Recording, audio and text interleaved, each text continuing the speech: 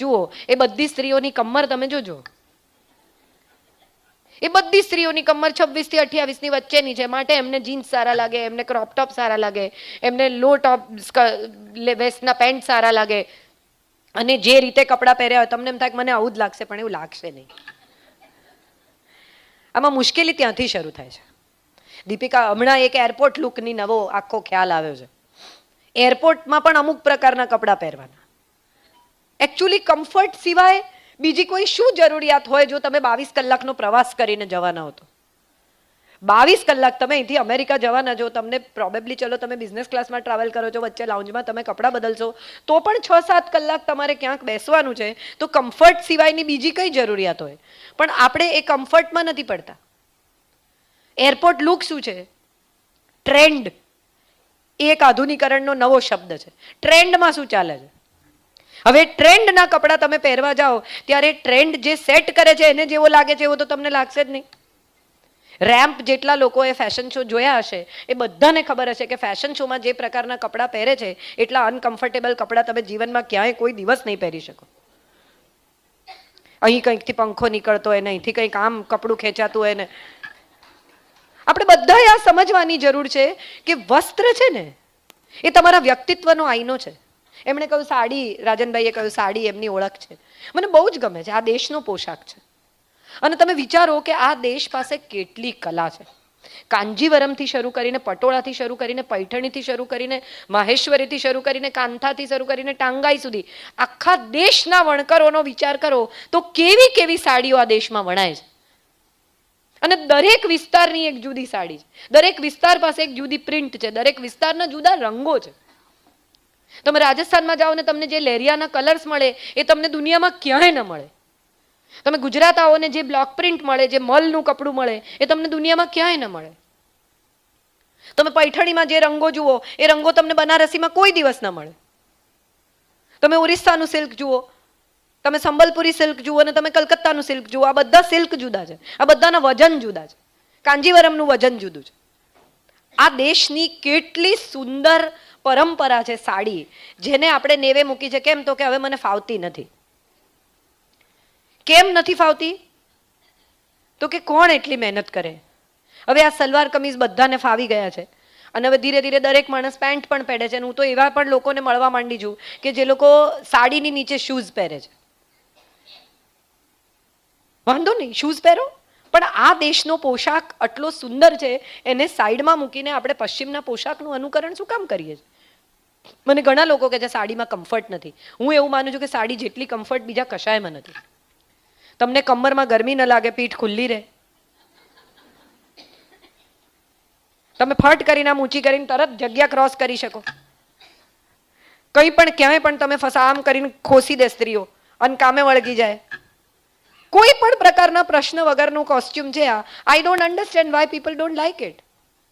Suddenly એક નવા પ્રકારનો ટ્રેન્ડ આવ્યો છે જેમાં સૌને લાગે છે કે મોડર્ન દેખાવું એ જ સુંદર વસ્ત્રો પહેરવાની એક નવી નિશાની છે. પણ મોડર્ન એટલે શું એવો સવાલ પણ તો ક્યારેક પૂછી જુઓ.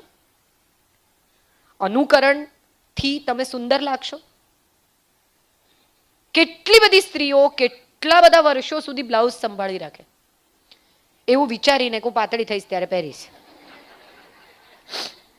20-20 વર્ષ જૂના બ્લાઉઝ હોય અને બધી થપ્પી આમ સાચવીને મૂકી રાખી હોય કે હજી આ પહેરાશે, કોક વાર તો વારો આવશે.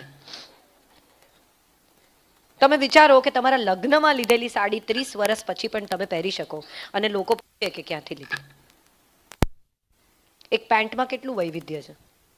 ઊંચું નીચું, હાઈ વેસ્ટ, લો વેસ્ટ, ફ્લેર, કલર, પતી ગયું. અને દરેક સ્ત્રીને આધુનિક કહેવાતો પશ્ચિમી પોશાક સારો જ લાગે છે એવું તો નથી. પણ સાડી દરેક સ્ત્રીને શોભે છે કારણ કે દરેક પ્રકારના બોડી શેપ પર ફિટ થઈ જાય છે. આ વાત આપણે કોઈ દિવસ વિચારી જ નથી.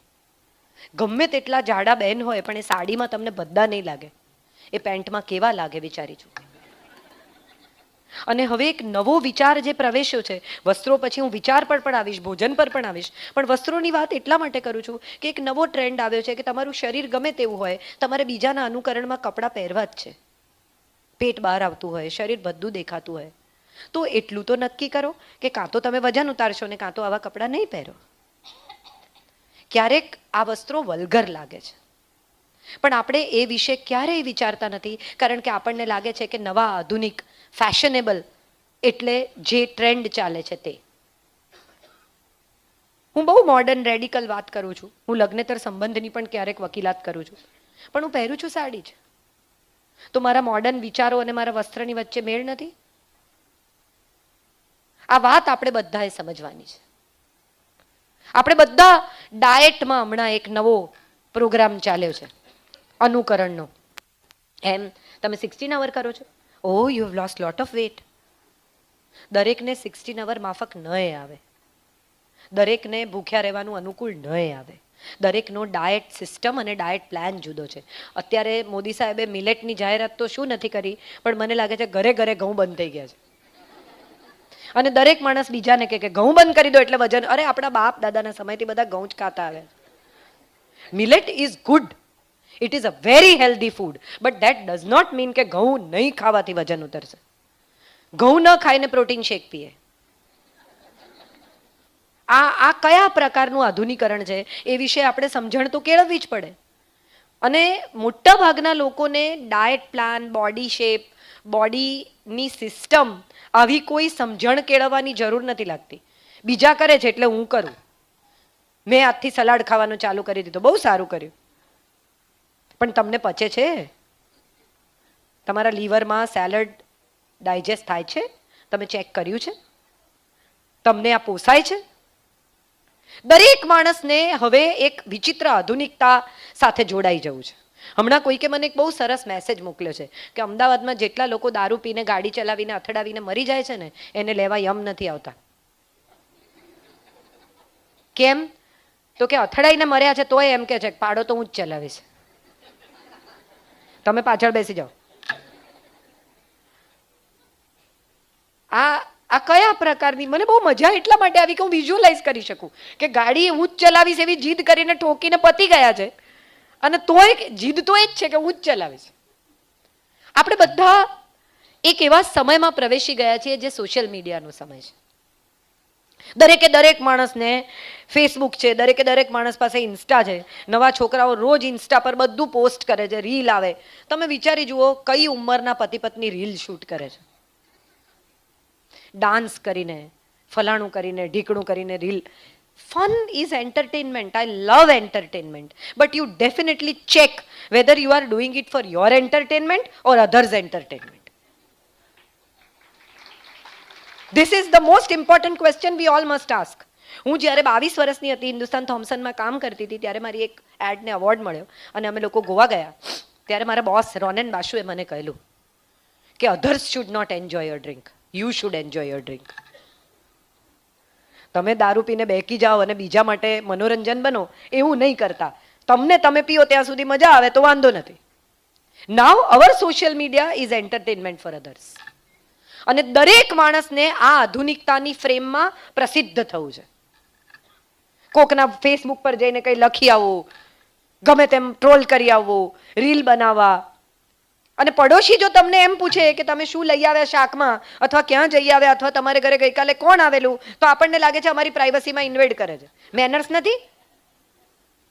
કેવા પ્રશ્નો પૂછે છે, બધું જાણવું હોય છે એમને, પણ તમારી પ્રાઇવસી છે જ ક્યાં? તમે તો બધું ફેસબુક પર મૂકી દીધું છે. તમે શું ખાધું, શું પીધું, ક્યાં ગયા, કોને મળ્યા, બધું તો ફેસબુક પર છે. પ્રાઇવસી ક્યાં છે તમારી? પ્રાઇવસી જેવી કોઈ ચીજ છે જ નહીં તમારી જિંદગીમાં. તો એ બિચારા પૂછે એમાં વાંધો ક્યાં છે? આપણે બધા અજાણતા જ આ આધુનિકતાના નામે આપણા જીવનને ખુલ્લું કરતા ગયા છીએ. આપણે શું જીવીએ છીએ, ક્યાં જઈએ છીએ, કોને મળીએ છીએ, શું ખાઈએ છીએ, બધા ફોટા પાડે દરેક વસ્તુના. તમે જે ખાવ એના ફોટા. અરે એમ હોય? થાળીઓના ફોટા, કોઈ વસ્તુના ફોટા, ડ્રિંકના ફોટા, ફલાણાના ફોટા, મિત્રોના ફોટા. અને તમારા આખા દિવસનો કાર્યક્રમ તમે ઈચ્છો છો કે લોકોને ખબર પડે. મોદી સાહેબ પણ આટલું તો નથી પ્રચાર કરતા પોતાનો જેટલો આપણે કરીએ છીએ. તમે વિચારી જુઓ કે મોદી સાહેબે તેમની થાળીના ફોટા નથી મૂકતા કે હું આ ખીચડીમાં ઘી નાખીને ખાઉં છું, પણ આપણે મૂકીએ છીએ. સવાલ એ છે કે આધુનિકતા નથી, આ અનુકરણ છે. અનુકરણ એટલા માટે છે કે બીજા લોકો મૂકે છે માટે મારે મૂકવું છે.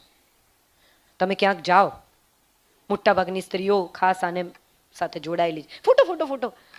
મને હંમેશા એમ થાય કે આટલા સ્વિટ્ઝરલેન્ડ જેવી જગ્યાએ તમે આવ્યા છો. અમે કેબલ કારમાં જતા હતા અને એ બહેન એટલા બધા ઉત્સાહી ફોટા પાડવાના કે કેબલ કારની આજુબાજુ દેખાતા સૌંદર્ય વિશે એમને ઝીરો ઇન્ટરેસ્ટ હતો. એમનો ફૂલ ઇન્ટરેસ્ટ એ હતો કે હું ફોટા પાડું અને નેટવર્ક મને ક્યાં મળે ત્યાંથી હું અપલોડ કરું કે હું સ્વિટ્ઝરલેન્ડમાં છું. ત્યારે મને સવાલ એ થાય છે, અને પછી લાઈક ગણવાના, વાડકી વ્યવહાર, તમે મને લાઈક આપશો તો હું તમને આપીશ.